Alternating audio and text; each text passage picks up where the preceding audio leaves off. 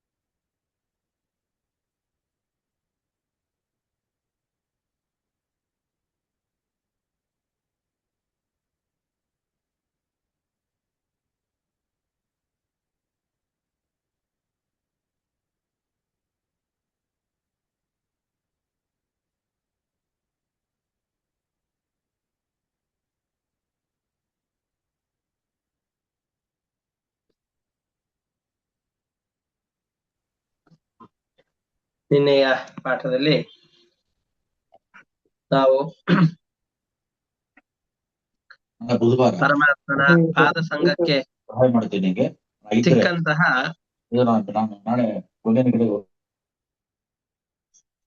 ಗಂಗೆಯ ಸಂಪರ್ಕದಿಂದಾಗಿ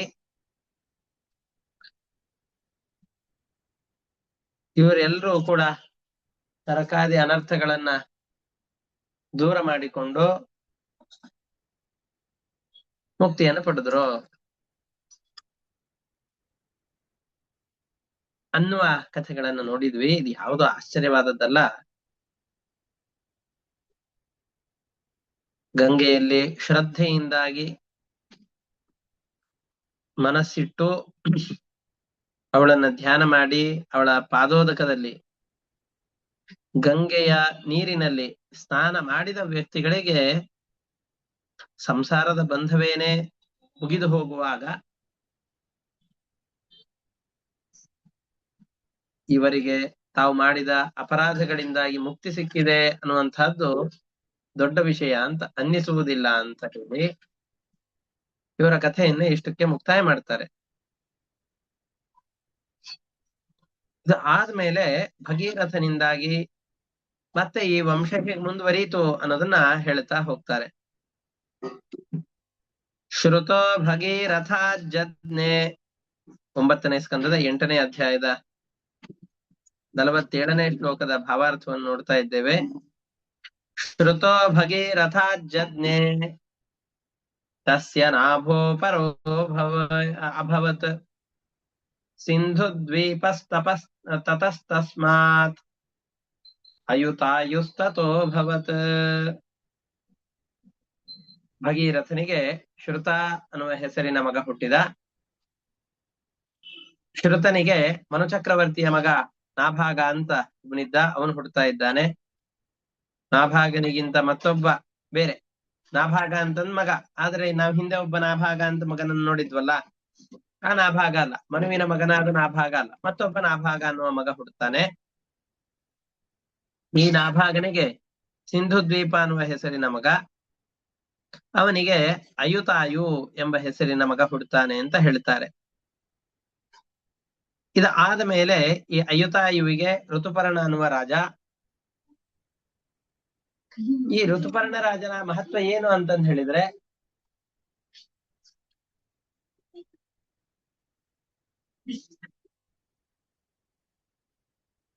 ಆ ಋತುಪರ್ಣ ರಾಜ ನಲ ಎಂಬ ಹೆಸರಿನ ಮಹಾರಾಜ ಇರ್ತಾನೆ.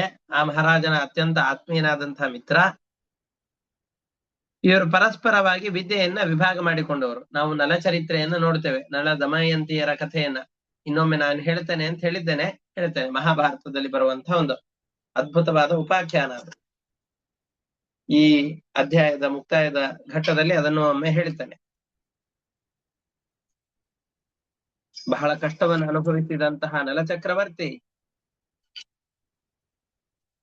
ಈ ಋತುಪರ್ಣ ಎಂಬಂತಹ ಹೆಸರಿನ ರಾಜನಿಂದಾಗಿ ದ್ಯೂತ ವಿದ್ಯೆಯನ್ನ ಕಲಿತಾನೆ. ಆ ನಲನನ್ನ ಕಪಟವಾದಂತಹ ದ್ಯೂತ ವಿದ್ಯೆಯಿಂದ ಅವನ ತಮ್ಮನೇ ಸೋಲಿಸಿ ಅವನನ್ನ ಕಾಡಿಗೆ ಅಟ್ಟಿರ್ತಾನೆ. ಅವನ ಪತ್ನಿಯಿಂದಲೂ ವಿಯೋಗವಾಗತ್ತೆ. ಬಹಳ ದುಸ್ಥಿತಿಯಲ್ಲಿದ್ದಂತಹ ಸಂದರ್ಭದಲ್ಲಿ ಅವನಿಗೆ ಋತುಪರ್ಣ ಅನ್ನುವನ ಸ್ನೇಹ ಸಿಗತ್ತೆ. ಆ ಋತುಪರ್ಣ ರಾಜನಿಂದಾಗಿ ಅವನು ಮಹಾ ನಿಪುಣನಾಗಿದ್ದ ದ್ಯೂತ ವಿದ್ಯೆಯಲ್ಲಿ. ಅವನಿಂದ ದ್ಯೂತ ವಿದ್ಯೆಯನ್ನ ಕಲಿತುಕೊಂಡು ನಳ ಮಹಾರಾಜ ಅವನಿಗೆ ಅಶ್ವವಿದ್ಯೆಯನ್ನ, ಇವನು ಅಶ್ವವಿದ್ಯೆಯಲ್ಲಿ ಅದ್ವಿತೀಯನಾದವನು ನಳ ಚಕ್ರವರ್ತಿ. ಈ ಅಶ್ವವಿದ್ಯೆಯನ್ನ ಋತುಪರ್ಣ ರಾಜನಿಗೆ ಹೇಳಿಕೊಡ್ತಾನೆ. ಅಂತಹ ರಾಜ ಋತುಪರ್ಣ ಅನ್ನುವನು. ಆ ಋತುಪರ್ಣ ಹುಟ್ಟುತ್ತಾ ಇದ್ದಾನೆ ಅಯುತಾಯುವಿನಿಂದ. ಅವನಿಗೆ ಸರ್ವಕಾಮ ಎಂಬ ಹೆಸರಿನ ಮಗ ಹುಟ್ಟುತ್ತಾನೆ. ಇದರಲ್ಲಿ ಋತುಪರ್ಣ ರಾಜನ ಕಥೆಯನ್ನು ಕೇಳಿದರೆ ಸಾಕು ಕಲಿ ನಾಶವಾಗತ್ತೆ ಎನ್ನುವಂತಹ ಪ್ರಸಿದ್ಧವಾದ ಶ್ಲೋಕವನ್ನು ಕೊಟ್ಟಿದ್ದಾರೆ ಕೆಳಗಡೆಯಲ್ಲಿ. ಕರ್ಕೋಟಕಸ್ಯ ನಾಗಸ್ಯ ದಮಯಂತ್ಯ ನಳಸ್ಯ ಚ ಋತುಪರ್ಣಸ್ಯ ರಾಜರ್ಷೇಃ ಕೀರ್ತನಂ ಕಲಿನಾಶನಂ ಅಂತ. ಆ ಕಥೆಯನ್ನು, ಆ ಉಪಾಖ್ಯಾನವನ್ನು ಹೇಳಿದ ಮೇಲೆ ಈ ಶ್ಲೋಕವನ್ನು ಹೇಳಿದ ಪೂರ್ತಿಯಾಗಿ ಅರ್ಥ ಆಗತ್ತೆ.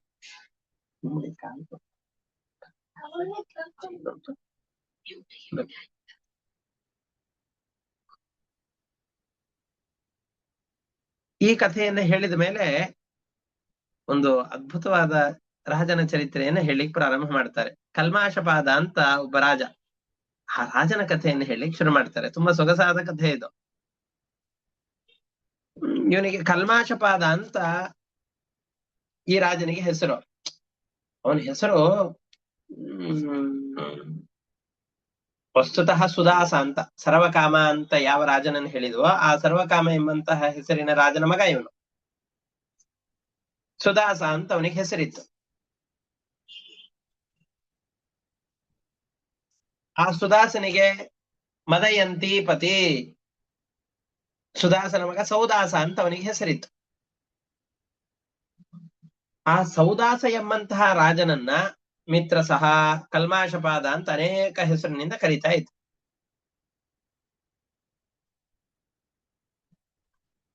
ಇವನಿಗೆ ಕಲ್ಮಾಶಪಾದ ಅಂತ ಹೆಸರು ಯಾಕೆ ಬಂತು ಅಂತ ಈ ಕಥೆಯಲ್ಲಿ ಹೇಳ್ತಾರೆ. ತುಂಬಾ ಚೆನ್ನಾಗಿದೆ ಈ ಕಥೆ. ಜನ್ಮಾಂತರದ ಯಾವುದೋ ಒಂದು ಪಾಪದ ಪ್ರಾರಬ್ಧದಿಂದಾಗಿ ತನ್ನ ಕುಲಗುರುಗಳಾದಂತಹ ವಸಿಷ್ಠ ಋಷಿಗಳ ಶಾಪದಿಂದಾಗಿ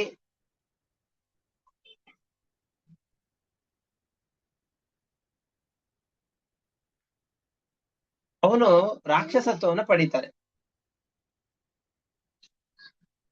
ರಾಕ್ಷಸತ್ವವನ್ನು ಪಡೆದು ಮುಂದೆ ಅವನಿಗೆ ಸಂತಾನ ಇಲ್ಲದೇನೆ ಬಹಳ ದುಃಖಗಳನ್ನು ಅನುಭವಿಸ್ತಾನೆ ಅಂತ ಆ ಕಥೆಯನ್ನ ಹೇಳ್ತಾರೆ. ಈಗ ಬರೋದೇ ಆ ಕಥೆ ಪೂರ್ತಿ. ಅದಕ್ಕೆ ಹೇಗೆ ಅವನಿಗೆ ಶಾಪ ಬಂತು ಇತ್ಯಾದಿ ವಿಷಯಗಳೆಲ್ಲವನ್ನು ಕೂಡ ಮುಂದೆ ಹೇಳ್ತಾ ಹೋಗ್ತಾರೆ.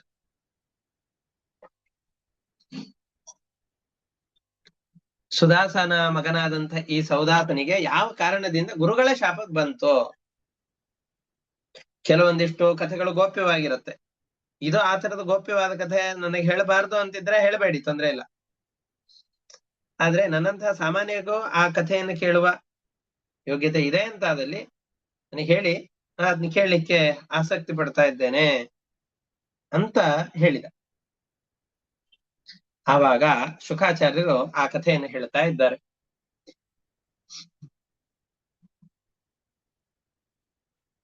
ಸೌದಾಸ ಬೇಟೆಗೋಸ್ಕರ ಅಂತ ಒಮ್ಮೆ ಹೋದ. ಆ ಸಂದರ್ಭದಲ್ಲಿ ಇಬ್ಬರು ರಾಕ್ಷಸರು ಇವನು ಎದುರಾಗಿ ಬಂದಿರ್ತಾರೆ. ಅದರಲ್ಲಿ ಒಬ್ಬ ರಾಕ್ಷಸ, ಅಣ್ಣ ತಮ್ಮ ಇಬ್ರು ಬಂದಿರ್ತಾರೆ. ಅಣ್ಣನನ್ನ ಕೊಂದ. ನೋಡು, ನಿಮ್ಮ ಅಣ್ಣನಿಗೆ ಆದ ಶಿಕ್ಷೆಯೇ ನಿನಗೂ ಆಗತ್ತೆ, ಬುದ್ಧಿಯನ್ನು ಕಲ್ಕೋ, ಮತ್ತೊಮ್ಮೆ ತಪ್ಪನ್ನು ಮಾಡಬೇಡ ಅಂತ ಹೇಳಿ ಅವನನ್ನು ಬಿಟ್ಟು ಬಿಟ್ಟ.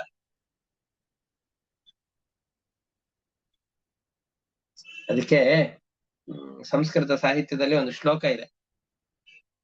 ಋಣಶೇಷಂ ಶತ್ರುಶೇಷಂ ಅಗ್ನಿಶೇಷಂ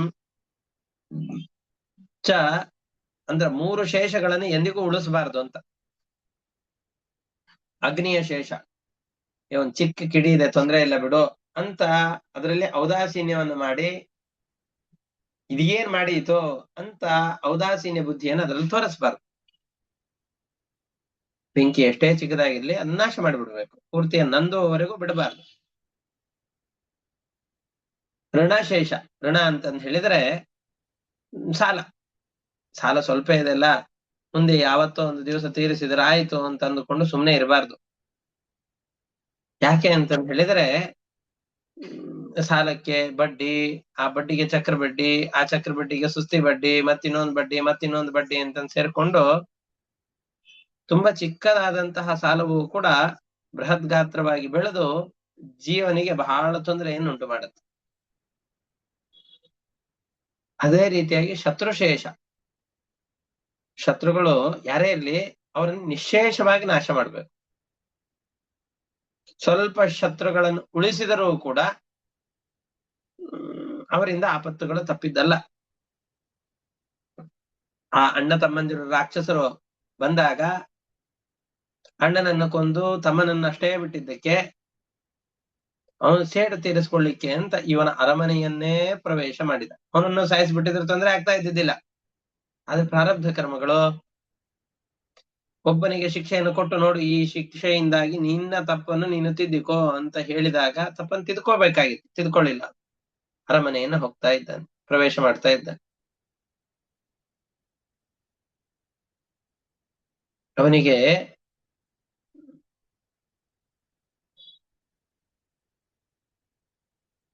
ರಾಕ್ಷಸ ಬೇರೆ, ಅವನು ಯಾವ ರೂಪವನ್ನು ಬೇಕಾದರೂ ಧರಿಸುವ ಸಾಮರ್ಥ್ಯ ಇತ್ತು ಇವನಿಗೆ. ಅದಕ್ಕೆ ಆ ರಾಕ್ಷಸ ಅರಮನೆಯಲ್ಲಿ ಅಡಿಗೆಯವ ಯಾವ ರೀತಿಯಾಗಿರ್ತಾನೋ ಅಂತಹ ರೂಪವನ್ನು ಧರಿಸಿ ಆ ಅಡಿಗೆ ಮನೆಯನ್ನು ಪ್ರವೇಶ ಮಾಡಿದ. ರಾಜನ ಅಡಿಗೆ ಮನೆಯನ್ನು ಪ್ರವೇಶ ಮಾಡಿದ. ಪ್ರವೇಶ ಮಾಡಿ ನರಮಾಂಸವನ್ನ ಬೇಯಿಸಿ ಹಸಿದು ಬಂದು ಗುರುಗಳಾದಂತಹ ವಸಿಷ್ಠರು ಭೋಜನಕ್ಕೆ ಎಂದು ಕೂತಿದ್ದಾರೆ, ಅವರಿಗೆ ಬಡಿಸ್ತಾ ಇದ್ದಾನೆ.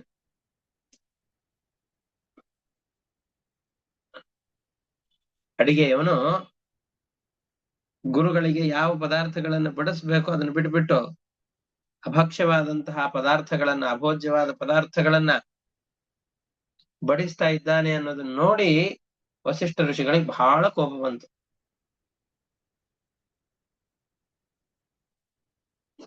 ಅವ್ರು ಹೇಳ್ತಾ ಇದ್ದಾರೆ, ನರಮಾಂಸವನ್ನ ನನ್ನ ಭೋಜನಕ್ಕೋಸ್ಕರ ಅಂತ ಹಾಕಿಸಿದ್ದೀಯಲ್ಲ ರಾಜ, ನೀನು ನರಭಕ್ಷಕನಾದ ರಾಕ್ಷಸನಾಗೋ ಅಂತ ಶಾಪ ಕೊಟ್ಬಿಟ್ಟು. ಆಮೇಲೆ ವಸಿಷ್ಠರಿಗೆ ಗೊತ್ತಾಯ್ತು, ಅಲ್ಲ ಇಷ್ಟು ದಿವಸ ಈ ತರ ಮಾಡದೇ ಇದ್ದಂತ ಇವ ಈ ದಿವಸ ಯಾಕೆ ಈ ತರ ಮಾಡ್ದ ಅಂತ ಸ್ವಲ್ಪ ವಿಚಾರ ಮಾಡಿ ನೋಡಿದಾಗ ಇದರಲ್ಲಿ ರಾಜನ ತಪ್ಪೇನು ಇಲ್ಲ ಅಂತ ತಿಳಿದು ತಾವು ಕೊಟ್ಟಂತಹ ರಾಕ್ಷಸನಾಗುವ ಶಾಪವನ್ನ ಪೂರ್ತಿಯಾಗಿ ತೆಗೆದುಕೊಳ್ಳಿಕ್ಕಾಗಲಿಲ್ಲ. ಹಾಗಾಗಿ ಅದನ್ನ 12 ವರ್ಷಕ್ಕೆ ಸೀಮಿತಗೊಳಿಸಿದ್ರು. ರಾಕ್ಷಸ ದೊಡ್ಡ ದುಷ್ಕೃತ್ಯವನ್ನು ಮಾಡಿದ್ದಾನೆ, ಇದರಲ್ಲಿ ರಾಜನ ತಪ್ಪೇನೂ ಇಲ್ಲ. ಇದು ವಸಿಷ್ಠರಿಗೆ ಗೊತ್ತಾಯ್ತು. ತಾನು ಕೋಪದ ಭರದಲ್ಲಿ ಪಾಪ ತಪ್ಪೇ ಮಾಡದೇ ಇರುವಂತಹ ರಾಜನಿಗೆ ಶಾಪ ಕೊಟ್ಟಿದ್ದೇನೆ ಅಂತ ತಿಳಿದು ತಪ್ಪಿತಸ್ಥ ಭಾವನೆಯೂ ವಸಿಷ್ಠರಲ್ಲಿ ಉಂಟಾಯಿತು. ಜ್ಞಾನಿಗಳಾದವರು ಶಾಪವನ್ನು ಕೊಟ್ರು ಅಂತಂದ್ರೆ ಅದನ್ನು ವಾಪಸ್ ಹಿಂಪಡಿಲಿಕ್ಕೆ ಆಗೋದಿಲ್ಲ, ಅದು ಸತ್ಯ ಆಗ್ಲೇಬೇಕು. ಅಂದ್ರೆ 12 ವರ್ಷಗಳ ಕಾಲ ಮಾತ್ರ ರಾಕ್ಷಸನಾಗಿರಬೇಕು, ಆ ನಂತರದಲ್ಲಿ ಶಾಪ ನಿವೃತ್ತಿ ಆಗ್ಬೇಕು ಅಂತ ಹೇಳಿ.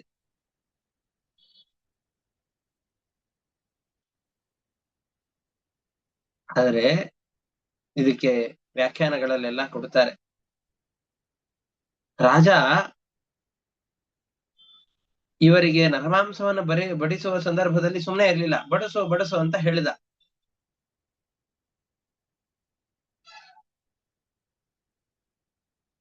ಬಡಿಸು ಬಡಿಸು ಅಂತ ಹೇಳಬೇಕಾದ್ರೂ ಕೂಡ ಕಿಂಕರ ಎಂಬಂತ ಒಬ್ಬ ರಾಕ್ಷಸ ಇದ್ದ. ಆ ರಾಕ್ಷಸ ಈ ರಾಜನ ಒಳಗಡೆಯಲ್ಲಿ ಸೇರಿಕೊಂಡಿದ್ದ.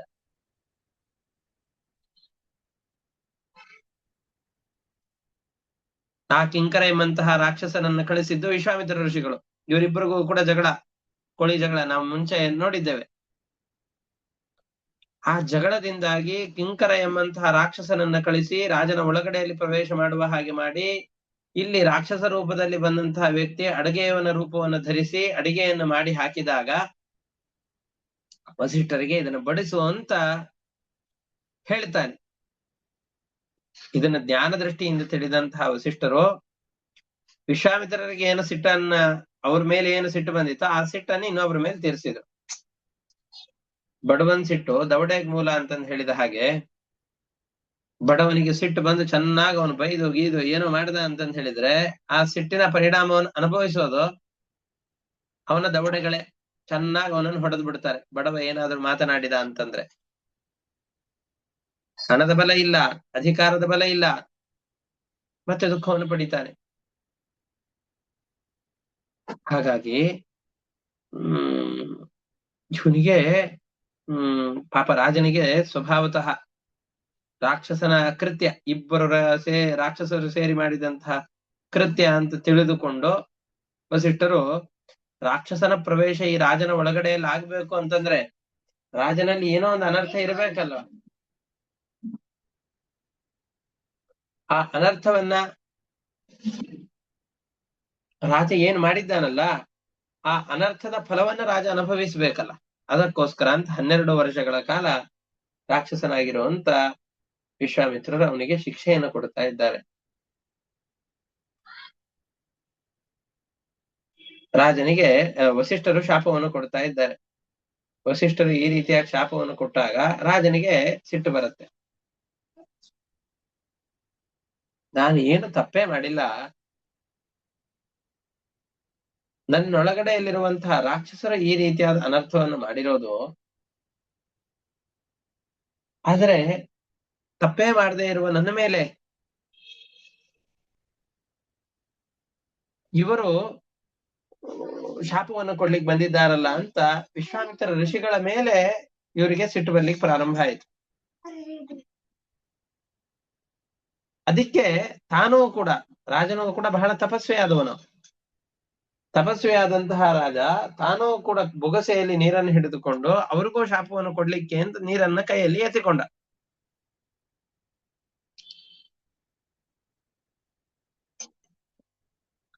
ಆ ಸಂದರ್ಭದಲ್ಲಿ ಇವನ ಹೆಂಡತಿಯಾದಂತಹ ಮದಯಂತಿ ಎನ್ನುವವಳು, ರಾಜ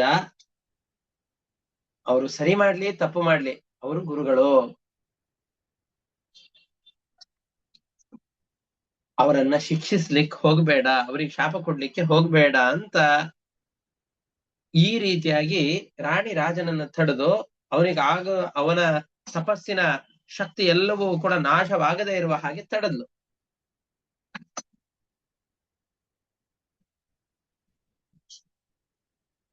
ಅವನು ಯೋಚನೆ ಮಾಡಿದ,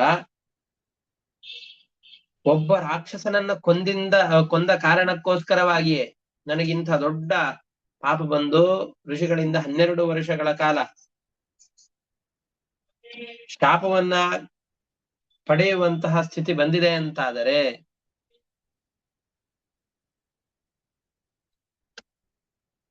ಅನೇಕ ಜನರ ಸಾವಿಗೆ ಕಾರಣವಾಗುವ ಶಾಪವನ್ನು ಕೊಟ್ಬಿಟ್ಟೆ ಅಂತಂದ್ ಹೇಳಿದ್ರೆ ಎಂಥ ದೊಡ್ಡ ಅನರ್ಥ ಬರುತ್ತೆ.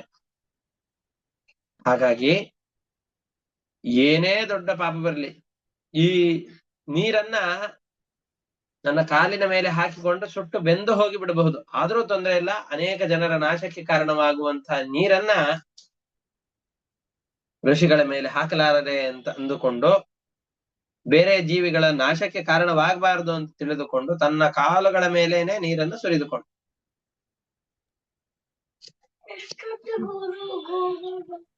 ಹೀಗೆ ರಾಕ್ಷಸ ತನ್ನ ಕಾಲುಗಳಲ್ಲಿ ರಾಕ್ಷಸ ಸ್ವಭಾವವನ್ನು ಹೊಂದಿದಂತಹ ಈ ರಾಜನಿಗಾಗಲೇ ವಸಿಷ್ಠರ ಶಾಪ ಸಿಕ್ಬಿಟ್ಟಿದೆ, ಅದರಿಂದಾಗಿ ರಾಕ್ಷಸ ಸ್ವಭಾವ ಬಂದಿತ್ತು. ತನ್ನ ಬೊಗಸೆಯಲ್ಲಿದ್ದಂತಹ ನೀರನ್ನ ಕಾಲ ಮೇಲೆ ಹಾಕಿಕೊಂಡಾಗ ಕಾಲೆಲ್ಲ ಕಪ್ಪುಗಟ್ಟಿ ಹೋಯಿತು. ಇಂತಹ ಸಂದರ್ಭದಲ್ಲಿ ಅವನು ಬಹಳ ದುಃಖಪಟ್ಟು ಈ ರಾಕ್ಷಸ ಶರೀರವನ್ನು ಧರಿಸಿಕೊಂಡು ಕಾಡಿನಲ್ಲಿ ಸಂಚಾರವನ್ನು ಮಾಡ್ಲಿಕ್ಕೆ ಪ್ರಾರಂಭ ಮಾಡಿದ. ಆ ಸಂದರ್ಭದಲ್ಲಿ ಮತ್ತೆ ಬ್ರಾಹ್ಮಣ ದಂಪತಿಗಳ ಸಂಪರ್ಕವಾಗತ್ತೆ. ಅದು ಎಲ್ಲವನ್ನ ಮತ್ತೆ ಮುಂದೆ ಕಥೆಯನ್ನು ನೋಡೋಣಂತೆ. ಇದನ್ನು ಶ್ಲೋಕದ ಮುಖಾಂತರವಾಗಿ ನೋಡ್ತಾ ಹೋಗೋಣ. 50ನೇ ಶ್ಲೋಕ. ವಸಿಷ್ಠ ಶಾಪಾದ ರಕ್ಷೋಭೂತ್ ಅನಪತ್ಯ ಸ್ವಕರ್ಮಣ. ವಸಿಷ್ಠ ಋಷಿಗಳ ಶಾಪದಿಂದಾಗಿ ರಾಕ್ಷಸನಾದ, ಆ ರಾಕ್ಷಸನಾದ ನಂತರದಲ್ಲಿ ತಾನು ಮಾಡಿದಂತಹ ಕೆಟ್ಟ ಕರ್ಮದಿಂದಾಗಿ ಅನಪತ್ಯ ಅಭೂತ್, ಸಂತಾನಹೀನನೂ ಆದ. ಸಂಕ್ಷಿಪ್ತವಾಗಿ ಹೇಳಿದ ತಕ್ಷಣ ಪರೀಕ್ಷಿತ ರಾಜನಿಗೆ ಸಂದೇಹ ಬಂತು, ಏನಾಗಿದೆ, ಯಾವ ಕಾರಣದಿಂದಾಗಿ ಗುರುಗಳ ಶಾಪ ಸೌದಾಸ ರಾಜನಿಗೆ ಬಂತು? ಗುರುಭಕ್ತನಲ್ವ ಇವನು? ಅಷ್ಟೇ ಅಲ್ಲದೇನೆ ಇವನಿಗೆ ಅನಪತ್ಯತ್ವ ಯಾಕೆ ಬಂತು, ಮಕ್ಕಳಾಗದೇ ಇರುವಂತಹದ್ದು ಅಂತ ಯಾಕೆ ಬಂತು? ಯಾಕೆ ಅಂತಂದ್ರೆ ಈ ವಂಶದಲ್ಲಿ ಯಾರು ಬಂದಿರ್ತಾರಲ್ಲ, ದೇವತೆಗಳ ಅವತಾರವಾದಂತಹ ವಂಶ ಯಾವ್ದಿದೆಯೋ ಆ ವಂಶದಲ್ಲಿ ಬಂದಂತಹ ವ್ಯಕ್ತಿಗಳು ಅಂತ ಯಾರಿರ್ತಾರೋ ಕೇವಲ ಅವರಷ್ಟೇ ಅಲ್ಲ, ಅವರಿಂದ ಆರಂಭಿಸಿಕೊಂಡು ಅವರ 100 ತಲೆಮಾರಿನವರೆಗೂ ಕೂಡ ಯಾರೂ ಅಯೋಗ್ಯರು ಆ ವಂಶದಲ್ಲಿ ಹುಟ್ಲಿಕ್ಕಿಲ್ಲ, ಹುಟ್ಟುವ ಹಾಗೇ ಇಲ್ಲ. ದೇವತೆಗಳು ಅವತಾರ ಮಾಡಿದಂತಹ ವಂಶದಲ್ಲಿ 100 ತಲೆಮಾರಿನವರೆಗೂ ಯಾರು ಅಯೋಗ್ಯರಾದ ಪುರುಷರು ಹುಟ್ಟುವ ಹಾಗಿಲ್ಲ. ಅಂತಹ ಪಾವಿತ್ರ್ಯವನ್ನ ಆ ದೇವತೆಗಳು ತಂದು ಬಿಟ್ಟಿರ್ತಾರೆ. ಅಷ್ಟೇ ಅಲ್ಲ, ವಿನಾಕಾರಣ ಅವರಿಗೆ ಸಂತಾನ ಆಗೋದಿಲ್ಲ ಅಂತಾನೆ ಇಲ್ಲ. ಯಾಕೆಂದ್ರೆ ದೇವತೆಗಳು ಮಹಾವೀರ್ಯರು, ಮಹಾಜ್ಞಾನಿಗಳು, ಮಹಾಶಕ್ತರು. ಅವರಿಗೆ ಸಂತಾನ ಇಲ್ಲ ಅಂತಾನೂ ಆಗೋದಿಲ್ಲ. ನಾವೆಲ್ಲ 100 ವರ್ಷ ತಪಸ್ ಮಾಡಿದ್ರು, 1000 ವರ್ಷ ತಪಸ್ ಮಾಡಿದ್ರು, 10,000 ವರ್ಷಗಳ ಕಾಲ ಪುತ್ರನಿಗೋಸ್ಕರ ತಪಸ್ ಮಕ್ಕಳಾಗ್ಲಿಕ್ಕೆ ತಪಸ್ ಮಾಡ್ಲಿಲ್ಲ ಯಾರು. ಸತ್ಪುತ್ರರಾಗಬೇಕು ಅಂತ ತಪಸ್ ಮಾಡಿದ್ರು. ಮಕ್ಕಳು ಹುಟ್ಟೋದು ನಿಶ್ಚಯ ಇತ್ತು, ಆದ್ರೆ ಹುಟ್ಟುವ ಮಕ್ಕಳು ಯೋಗ್ಯರಾಗಿರ್ಬೇಕು. ನಾವೆಲ್ಲ ಈ ತರ ಪಾಠವನ್ನು ಮಾಡುವ ಸಂದರ್ಭದಲ್ಲಿ ಅವರ ಮಕ್ಕಳನ್ನು ಹೇಳಿಕೊಳ್ಬೇಕು, ಅಂತಹ ಕಾರ್ಯವನ್ನು ಮಾಡ್ಬೇಕು. ಅಂತಹ ಮಕ್ಕಳು ಹುಟ್ಟಬೇಕು ಅನ್ನೋ ಕಾರಣಕ್ಕೋಸ್ಕರವಾಗಿ ತಪಸ್ಸನ್ನು ಮಾಡ್ತಾ ಇದ್ವಿ.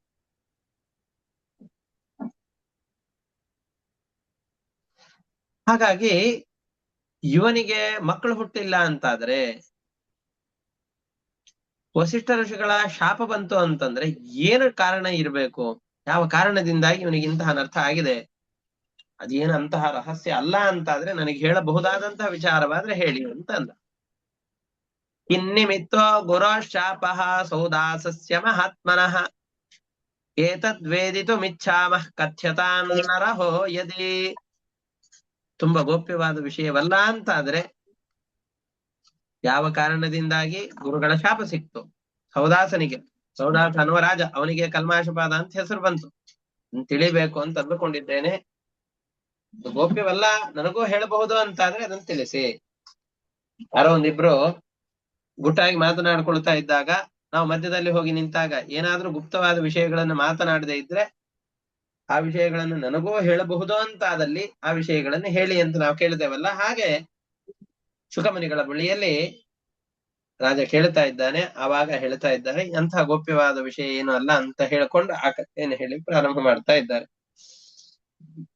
ಸೌದಾಸೋ ಮೃಗಯಾಂ ಕಿಂಚಿತ್ ಚರನ್ ರಕ್ಷೋ ಜಗಾನಃ ಶುಶೋಚ ಭ್ರಾತರಂ ಸೋಥ ಗತಃ ಪ್ರತಿಚಿಕೀರ್ಷಯ. ಸುದಾಸನ ಮಗನಾದಂತಹ ಸೌದಾಸ ಮದಯಂತಿ ಎಂಬ ಕನ್ಯೆಯ ಗಂಡನಾದಂತಹ ಇವ ಬೇಟೆಗೋಸ್ಕರ ಅಂತ ಹೊರಟವನು ರಾಕ್ಷಸರಾದ ಇಬ್ಬರು ಅಣ್ಣ ತಮ್ಮಂದಿರಲ್ಲಿ ಅಣ್ಣನನ್ನ ಕೊಂದು ಅವನ ತಮ್ಮನನ್ನು ಬಿಟ್ಟುಬಿಟ್ಟ. ನೀನಿನ್ನು ಮುಂದೆ ಈ ತರದ ತಪ್ಪನ್ನು ಮಾಡಬೇಡ, ಬುದ್ಧಿಯನ್ನು ಕಲಿತುಕೋ ಅನ್ನುವ ಉದ್ದೇಶದಿಂದ ಬಿಟ್ಟುಬಿಟ್ಟ.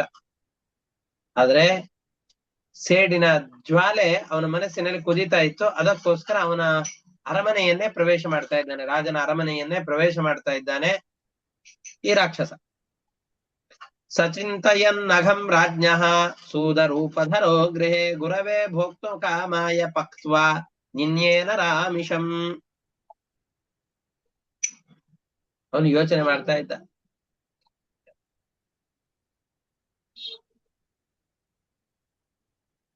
ಅಣ್ಣನನ್ನು ಕೊಂದಿದ್ದಾನೆ ಅನ್ನೋದನ್ನು ಮನಸ್ಸಿನಲ್ಲಿ ಯಾವಾಗ್ಲೂ ಯೋಚನೆ ಮಾಡ್ತಾ ಇದ್ದ. ಮಾಡ್ತೇನೆ ತಡಿ, ಇವನಿಗೂ ರಾಕ್ಷಸ ಶರೀರ ಸಿಗಬೇಕು, ಆತರ ಮಾಡೋಣ ಅಂತಂದುಕೊಂಡು ಅರಮನೆಯಲ್ಲಿ ಅಡಿಗೆಯ ರೂಪವನ್ನ ಧರಿಸಿಕೊಂಡು ನರಮಾಂಸವನ್ನ ಬೇಯಿಸಿ ಹಸಿದುಕೊಂಡು ಬಂದಂತಹ ಗುರುಗಳಾದ ವಸಿಷ್ಠರಿಗೆ ಅದನ್ನು ಬಡಿಸ್ತಾ ಇದ್ದಾರೆ.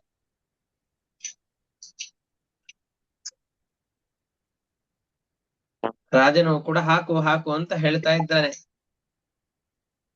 ಆ ಅಭೋಜ್ಯ ಪದಾರ್ಥಗಳನ್ನ ಬಡಿಸ್ತಾ ಇದ್ದಾರೆ ವಸಿಷ್ಠರಿಗೆ. ಅದನ್ನ ನೋಡಿ ಕೋಪ ಬಂತು. ಯಾರಾದ್ರೂ ನಿಮಗೆ ಅಡಿಗೆಯನ್ನ ಬಡಿಸುವ ಸಂದರ್ಭದಲ್ಲಿ ಕೂದಲಿರುವಂತಹ ಅನ್ನವನ್ನ ಹಾಕಿದರೆ, ಅಥವಾ ಯಾವುದೋ ಒಂದು ಅನ್ನದಲ್ಲಿ ಹುಳು ಬಂತು ಅಂತಂದ್ ಹೇಳಿದ್ರೆ, ಬಾಲುಳ ಅಂತ ಕರೀತಾರೆ, ಬಿಳಿಯಾದ ಹುಳುಗಳು, ಅಥವಾ ಯಾವುದೋ ಒಂದು ಚಿಕ್ಕ ಚಿಕ್ಕ ಅನ್ನದಲ್ಲಿ ಏನಾದ್ರೂ ಬಂತು ಅಂತಂದ್ರೆ ನಾವು ಸುಮ್ನೆ ಬಿಡ್ತೇವಾ ಹೇಳಿ? ಈ ತರದ ಪಕ್ಕದಲ್ಲಿಟ್ಟು ತಿನ್ನಬಹುದಾದಂತಹ ಈ ಹುಳುಗಳು ಬಂದ್ರೇನೆ, ಕೂದಲು ಬಂದ್ರೇನೆ ಪಿತ್ತ ನೆತ್ತಿಗೇರಿ ಎಲ್ಲರ ಮೇಲೆ ಸಿಟ್ಟು ಮಾಡಿಕೊಂಡು ರೇಗಾಡಿ ದೊಡ್ಡ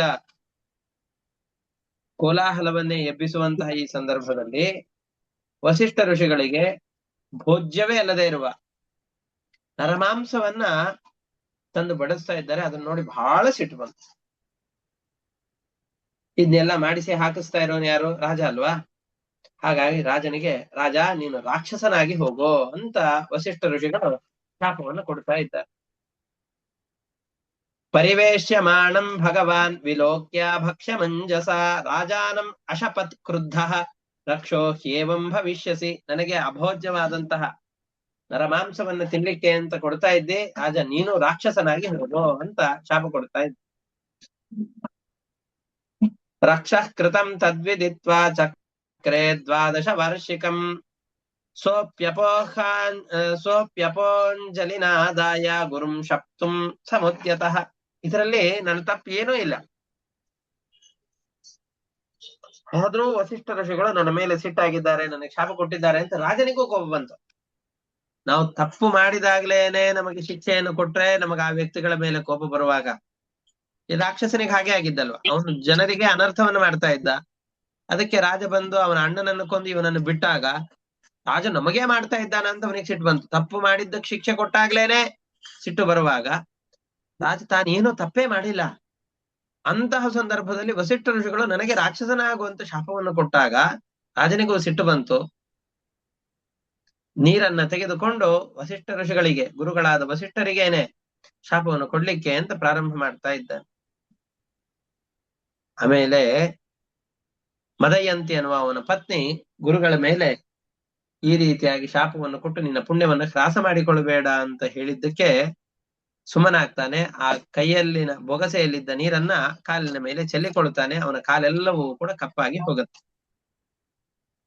ವಸಿಷ್ಠರು ಕೂಡ ತಮ್ಮ ಧ್ಯಾನ ದೃಷ್ಟಿಯಿಂದ ನೋಡ್ತಾರೆ, ರಾಜ ಈ ರೀತಿಯಾಗಿ ಮಾಡುವವನಲ್ಲ. ಅಡಿಗೆ ಭಟ್ಟನಾಗಿ ಬಂದವನು ರಾಕ್ಷಸ.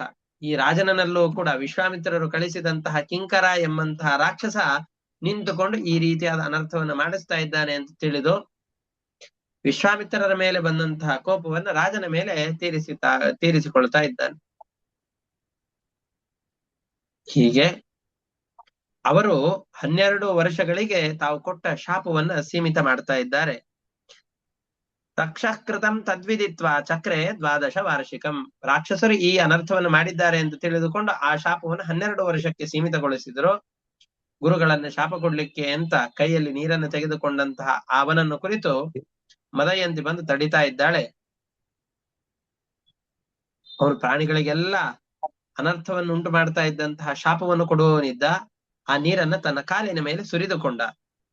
ವಾರಿತೋ ಮದಯಂತ್ಯ ಆಪೋ ಋಷತಿ ಪಾದಯೋರ್ಜಹೌ ದಿಶಃ ಖಂ ಅವನೀಂ ಸರ್ವಾಂ ಪಶ್ಯನ್ ಜೀವಮಯೀಂ ನೃಪಃ. ಎಲ್ಲ ಜೀವಿಗಳಿಗೆ ನಾಶವನ್ನುಂಟು ಮಾಡುವಂತಹ ಈ ಶಾಪವನ್ನು ಕೊಡುವವನಿದ್ದ. ಅದರಿಂದ ದೊಡ್ಡ ಅನರ್ಥವಾಗತ್ತೆ ಅಂತ ಭಾವಿಸಿಕೊಂಡು ಒಬ್ಬ ರಾಕ್ಷಸನನ್ನು ಕೊಂದಿದ್ದಕ್ಕೆ ಈ ತರದ ಅನರ್ಥ ಎಲ್ಲ ಆಗಿ ಶಾಪವನ್ನ ಪಡೆಯುವಂತಹ ಸಂದರ್ಭ ಬಂದಾಗ ಇನ್ನ ಈ ಶಾಪವನ್ನು ಕೊಟ್ಟುಬಿಟ್ಟೆ ಅಂದ್ರೆ ಮತ್ತಿನ್ನೇನೇನು ಅನರ್ಥಗಳನ್ನು ಅನುಭವಿಸಬೇಕಾಗತ್ತೋ ಅಂತ ಕಾಲಿನ ಮೇಲೆ ನೀರನ್ನು ಚೆಲ್ಲಿಕೊಂಡ. ರಾಕ್ಷಸಂ ಭಾವ ಮಾಪನ್ನಃ ಪಾದೆ ಕಲ್ಮಾಶತಾಂ ಗತಃ ವ್ಯವಾಯ ಕಾಲೇ ದದೃಶೇವ ನೌಕೌ ದಂಪತಿ ದ್ವಿಜೌ. ಹೀಗೆ ರಾಕ್ಷಸ ಸ್ವಭಾವವನ್ನು ಪಡೆದುಕೊಂಡ. ಕೈಯನ್ನ ಬೊಗಸೆಯಲ್ಲಿದ್ದಂತಹ ನೀರನ್ನ ಕಾಲ ಮೇಲೆ ಸುರಿದುಕೊಂಡಿದ್ದಕ್ಕೆ ಕಾಲಿನ ಬಣ್ಣವೆಲ್ಲವೂ ಕೂಡ ಕಪ್ಪಾಗಿ ಪರಿವರ್ತನೆ ಆಯಿತು. ಇಂತಹ ರಾಕ್ಷಸನಾದ ಸೌದಾಸ ರಾಜ ಅರಣ್ಯದಲ್ಲಿ ಸಂಚಾರ ಮಾಡ್ತಾ ಇದ್ದ. ಅಂತಹ ಸಂದರ್ಭದಲ್ಲಿ ಬ್ರಾಹ್ಮಣ ದಂಪತಿಗಳನ್ನ ಇವನು ನೋಡ್ತಾ ಇದ್ದಾನೆ. ನೋಡಿ ಮುಂದೆ ಏನಾಯ್ತು ಅನ್ನೋದನ್ನ ಮತ್ತೆ ಮುಂದಿನ ಪಾಠದಲ್ಲಿ ನೋಡೋಣ ಅಂತ ಹೇಳ್ತಾ ಮುಂದಿನ ಪಾಠವನ್ನ ಇಷ್ಟಕ್ಕೆ ಮುಕ್ತಾಯ ಮಾಡ್ತಾ ಇದ್ದೇನೆ. ಹರಯೇ ನಮಃ. ಶ್ರೀಕೃಷ್ಣಾರ್ಪಣಮಸ್ತು. ಅನೇನ ಭಾವಿಯತ್ ಪುಣ್ಯಂ ತೇನ ಪ್ರೀಣಾತು ಕೇಶವಃ. ಶ್ರೀಕೃಷ್ಣಾರ್ಪಣಮಸ್ತು.